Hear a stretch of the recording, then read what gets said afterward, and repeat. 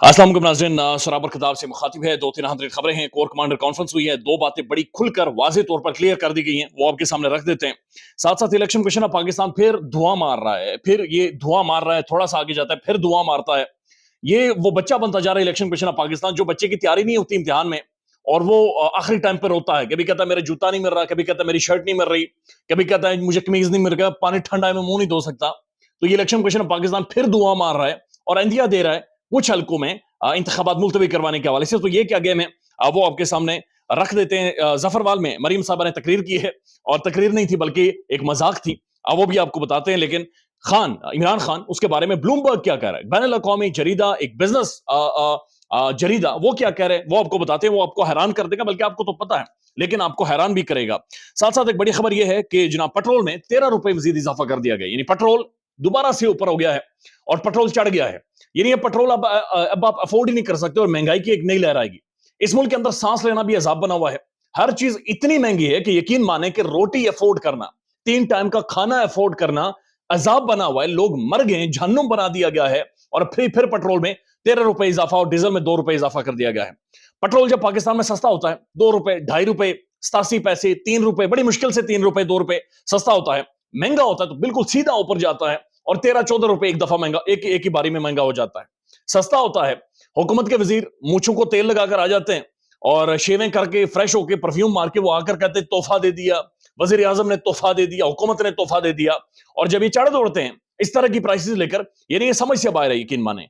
इतनी महंगी प्राइसेस, यानी पेट्रोल दोबारा से 70-80 रुपए से ऊपर चला गया है। कैसे अफोर्ड करेगा और कैसे निजाम चलेगा, समझ से बाहर है कि क्या कोई पॉलिसी है, कोई सोचता है, कोई समझता है कि इस मुल्क के अंदर घास नहीं खाते लोग, रोटी खाते हैं। और पेट्रोल की प्राइसेस जब यहां पर जाएंगी तो अफोर्ड ही नहीं कर सकता, यानी सवाल ही पैदा नहीं होता कि बंदा इस मुल्क के अंदर 2 वक्त की रोटी पूरी कर सके। और इस तरह से चीजें बढ़ रही हैं, समझ से बाहर है। एक और कुछ मैं देख रहा था, बहुत सारे साफी ये ट्वीट कर रहे हैं और सवाल पूछ रहे हैं, सर्वेज हो रहे हैं कि कप्तान तो नहीं टूटा, क्या क्या आप कप्तान का वोटर टूट जाएगा, यानी आप लोग टूट जाएंगे, पाकिस्तानी अवाम टूट जाएगी। फिर यह भी कहा जा रहा है कि 5 सालों में तकरीबन 1800 दिन होते हैं, और अगर 5000 रुपए का वोट खरीदा जा रहा है तो फिर पाकिस्तान के अंदर यानी एक दिन के हिसाब से आपने 2 रुपए में अपना वोट बेचा है। अगर कोई बेचना चाह रहा है या बेचेगा इस दफा भी, तो महंगाई बहुत ज्यादा, पेट्रोल भी बढ़ा हुआ है। खुद ही अंदाजा लगा लें, सस्ते से सस्ता खोता भी अगर आप खरीदेंगे तो 60-70 हजार रुपए का मिलता है। तो वोट इतना सस्ता नहीं होना चाहिए और वोट बिकना भी नहीं चाहिए। वोट को अपना ईमान समझे और ये बात यकीनी बनाएं कि वोट बेचे ना, या आप अपनी इज्जत का, अपनी नस्लों का सौदा करते हैं। लिहाजा ये वोट, ये इंतखाबात आपके बहुत सारे हालात और वाकयात के हवाले से डिसाइड कर देगा, फैसला कर देगा। अब बुशरा बीबी के हवाले से भी खबर आ रही है। बुशरा बीबी को शिफ्ट कर दिया गया, जनाब बन्नी गाला को सब जेल डिक्लेयर कर दिया गया है। रीदा फारूकी साहबा के ट्वीट है, उनकी चीखों पुकार निकल रही है कि ये क्या मामला हुआ है, उन्हें क्यों बुशरा बीबी को बन्नी गाला शिफ्ट किया गया है, बन्नी गाला को सब जेल डिक्लेयर कर दिया गया है। अब इसके अंदर भी ज़ाहिर है कुछ ना कुछ गेम है, उसके बाद हो नहीं सकता। यानी हमारा निजाम इस तरह से काम नहीं करता कि जहां पर मॉरल वैल्यूज या अखलाकियात को मद्देनजर रखा जाए, सेफ्टी या सिक्योरिटी को सामने रखा जाए। तो वो अक्सर कहा जाता है कि यूं बेसबब नहीं आते जलजले, जेर जमीन कुछ तो हुआ होगा। तो कुछ ना कुछ सोच तो मौजूद है। लेट्स सी मामलात किस तरफ जाते हैं। लेकिन बहरहाल बुशरा बीबी को बन्नी गाला शिफ्ट कर दिया गया है, बन्नी गाला के घर को सब जेल डिक्लेयर कर दिया गया है। लेट्स सी कि ये स्टोरी क्या अनफोल्ड होती है और क्या हालात इस हवाले से बनते हैं। अब जो सबसे अहम तरीन बात है वो है कोर कमांडर कॉन्फ्रेंस, यानी पाकिस्तान के तमाम तर ऑफिशियल, फौजी आर्मी ऑफिशियल, ये सारे मिल बैठे हैं और इसकी सरबराही पाकिस्तान के army chief general Syed Asim Munir साहब ने की है। और ये अहम तरीन कॉन्फ्रेंस है। जाहिर है ये इसकी बड़ी इंपॉर्टेंस है। चूंकि इंतखाबात से एक हफ्ता पहले की ये कॉन्फ्रेंस है, एक हफ्ता पहले की ये अहम तरीन इदारे में मुलाकात है।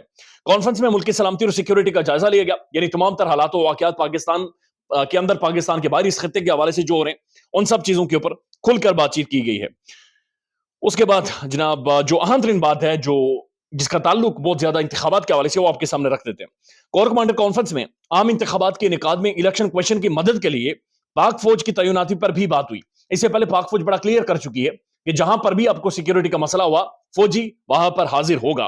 तो इस दफा भी डिस्कशन हुई है, जाहिर है फौज डिप्लॉय होगी, आर्मी वहां पर मौजूद होगी और इस पर बातचीत हुई है। अब यह बड़ी अहम तरीन स्टेटमेंट है जो सामने आई है।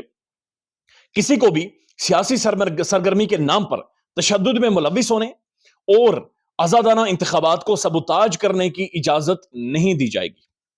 किसी को भी सियासी सरगर्मी के नाम पर तशद्दुद में मुलविस होने, यानी कौन है जो सियासी सरगर्मी के नाम पर तशद्दुद करता है, उसे, और आजादाना इंतखाबात जो हो रहे हैं उसे सबोताज करने की इजाजत नहीं दी जाएगी, कोर कमांडर कॉन्फ्रेंस में बड़ा वाजे किया गया है। फिर यह भी कहा गया कि पाक फौज आईनी मैंडेट और इलेक्शन कमीशन के तहत तफवीज करदा हिदायत के मुताबिक फराइज अंजाम देगी, यानी कि पाक फौज आईनी मैंडेट जो उसका है और साथ साथ इलेक्शन कमीशन के तहत जो जो उनकी हवाले काम लगाए जाएंगे उनकी हिदायत के मुताबिक वो तमाम काम सर अंजाम दिए जाएंगे। तो ये clear cut core commander conference की जानिब से ऐलान कर दिया गया है, यानी कि फौज की जानिब से मुकम्मल सिक्योरिटी और सारे मामला प्रोवाइड किए जाएंगे और साथ साथ किसी भी तरह का सियासी तशद्दुद या फिर आजादाना इंतखाबात को सबोटाज करने नहीं दिया जाएगा। अब ये तो यहां पर मौजूद है, यानी कि ये तो क्लियर स्टेटमेंट आ गई एक बड़े इदारे की जानिब से। लेकिन दूसरी तरफ इलेक्शन कमीशन पाकिस्तान धुआं मार जाता है, यानी ये काला चिट्टा धुआं मार रहा है और ये समझ से बाहर है कि ये चाह क्या रहे हैं। इलेक्शन कमीशन पाकिस्तान जिसकी इतनी बड़ी इमारत है, जिसका इतना बड़ा बजट है, रोटी खाते हैं, तनख्वाहें लेते हैं, पेंशनें लेते हैं, यानी बाथरूम के अंदर जो इस्तेमाल करते हैं टिश्यू से लेकर सारे हर चीज इनकी जाहिर है सरकारी मेरे और आपके पैसों से आती है। इनका काम है कि हर 100 दिनों के बाद, हर 3 महीनों के बाद, 4 महीनों के बाद ये इंतखाबात के लिए स्टैंड बाय रहें। लेकिन इंतखाबात जो इससे पहले नहीं हुए, फिर इंतखाबात जिनकी मुद्दत चली गई, आईनी मुद्दत खत्म हो गई, उसके बाद भी आकर इलेक्शन कमीशन पाकिस्तान धुआं मार रहा है, समझ नहीं आ रही। अब क्या कह रहे हैं? वो कह रहे हैं कि जनाब हमारे पास जो बैलेट पेपर छापते उसके लिए जो कागज है, कागज खत्म हो गया और बगैर कागज के हम बैलेट पेपर कैसे छापेंगे? और काजी साहब ने एक नया कट्टा खोला हुआ है, बहुत सारे आजाद उम्मीदवार हैं, तो इस वजह से बड़ा मसला पड़ा हुआ है। एग्जैक्ट क्या है वो आपके सामने रख देते हैं। तफसीलात के मुताबिक इलेक्शन कमीशन के तर्जुमान की जानिब से जारी करदा बयान में कहा गया है कि इलेक्शन कमीशन ने चंद हलकों में, चंद हलके कितने ये कोई पता नहीं, चंद हलकों में इंतखाबी निशानात की तब्दीली की वजह से बैलेट पेपर्स की दोबारा छपाई के बाइस बैलेट पेपर्स की कमी का सामना करना पड़ना है। वो कह रहे हैं बैलेट पेपर्स ही कम हो गए, यानी कि इंतखाबी निशान ही उनके ऊपर मौजूद नहीं है। इन्होंने मजीद कहा कि इलेक्शन कमीशन ने इस मामले में एक हंगामी इजलास में यह फैसला किया है कि बैलेट पेपर्स की दोबारा छपाई को मुल्क के दीगर हलकों के बैलेट पेपर्स की छपाई मुकम्मल होने तक मौखर कर दिया जाए, यानी कि जो और बैलेट पेपर्स छापने हैं उन्हें तब तक मौखर किया जाए जब तक पूरे मुल्क के बैलेट पेपर छप नहीं जाते, और इसके लिए अहम तरीन इजलास भी होने जा रहा है। तर्जुमान इलेक्शन कमीशन के मुताबिक मुल्क के दीगर हलकों में बैलेट पेपर्स की छपाई मुकम्मल होने के बाद खुसूसी सिक्योरिटी कागज और वक्त की दस्तयाबी के साथ प्रिंटिंग प्रेस की इस्तात को मद्देनजर रखते हुए फैसला किया जाएगा कि बैलेट पेपर्स की दोबारा छपाई के लिए मतलूबा मिकदार में कागज दस्तयाब हुआ तो इन हलकों में इंतखाबात मुआखिर करने के अलावा कोई ऑप्शन नहीं होगा। तर्जुमान इलेक्शन कमीशन का कहना है कि 2018 में बैलेट पेपर्स के इशात के लिए 800 टन खुसूसी सिक्योरिटी कागज लगा था। 2024 में 2400 टन खुसूसी कागज इलेक्शन कमीशन पाकिस्तान कह रहा है कि लगेगा। लेकिन वही वाली बात है कि जनाब इस हल्के में बैलेट पेपर नहीं आए, लिहाजा इस हल्के में बाद में करवाएंगे, इस हल्के में करवा लेते हैं, इसमें बैलेट पेपर आ गए। और फिर इन्होंने तकरीबन 50% जो पोलिंग स्टेशन है उन्हें हसास करार दे दिया है, सुपर हसास करार दे दिया गया है, यानी हाईली सेंसिटिव। तकरीबन आधे से ज्यादा 40, मेरे ख्याल में तकरीबन 40,000 से ज्यादा पोलिंग स्टेशन को, या फिर शायद इससे भी बड़ी तादाद, लेकिन 50% बनते हैं टोटल पोलिंग स्टेशन के, उन्हें यानी कि सुपर सेंसिटिव करार दे दिया गया है, यानी बहुत ज्यादा जो हसास है। आधे से ज्यादा पोलिंग स्टेशन अगर हसास डिक्लेयर कर दिए गए तो फिर ये क्या करने जा रहे हैं, क्या प्लान है। लेकिन इधर ये कह रहे हैं कि कागज छाप नहीं रहा, कागज नहीं है, 800 टन पहले लगा था, इस 2400 टन लग रहा है।